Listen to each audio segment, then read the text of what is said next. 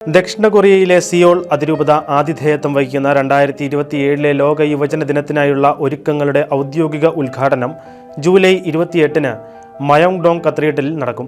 അൽമായർ, കുടുംബം, ജീവിതം എന്നിവയ്ക്കായുള്ള Vatican dicastery, Seoul WYD regional organising committee, കൊറിയയിലെ അപ്പസ്തോലിക് ന്യൂൻഷിയേച്ചർ എന്നിവരുടെ സംയുക്താഭിമുഖ്യത്തിൽ നടക്കുന്ന ലോഞ്ചിംഗ് ചടങ്ങ് 3 വർഷത്തെ വിപുലമായ ആസൂത്രണത്തിനും തയ്യാറെടുപ്പുകൾക്കും വേദിയൊരുക്കും.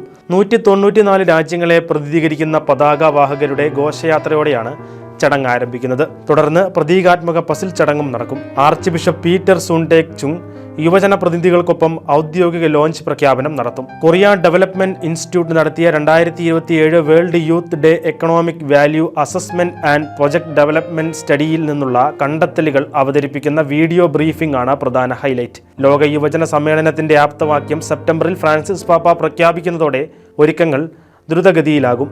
മരത്തിൽ തീർത്ത കുരിശും ഐക്കണും ഉൾപ്പെടെയുള്ള വേൾഡ് യൂത്ത് ഡേ ചിഹ്നങ്ങൾ നവംബർ മാസത്തിൽ കൈമാറും.